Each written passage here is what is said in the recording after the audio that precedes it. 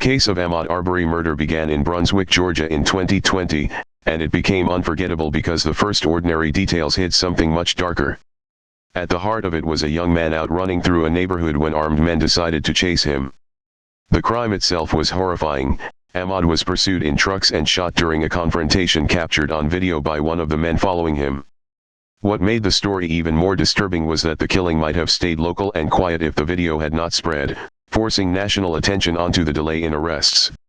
Investigators had to work through pressure, fear, and public attention while following the video, 911 calls, neighborhood claims, and evidence that prosecutors later framed as vigilantism and racial hostility.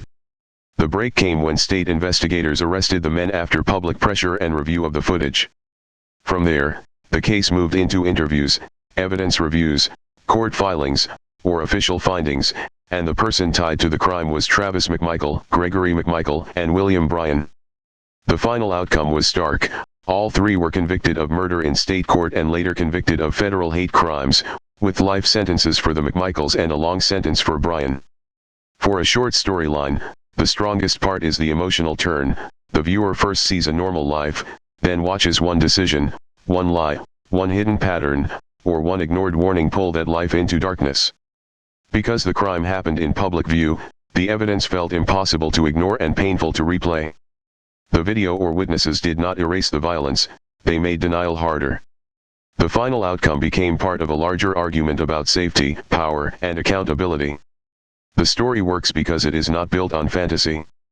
It is built on real records, real victims, real evidence, and a final result that still leaves people thinking after the narration ends. That is the part listeners remember after the screen goes dark.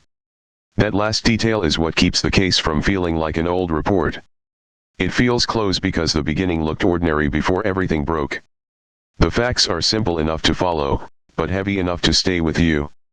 Every clue mattered because one missed clue could have buried the truth longer. Thanks for watching and don't forget to subscribe to this channel.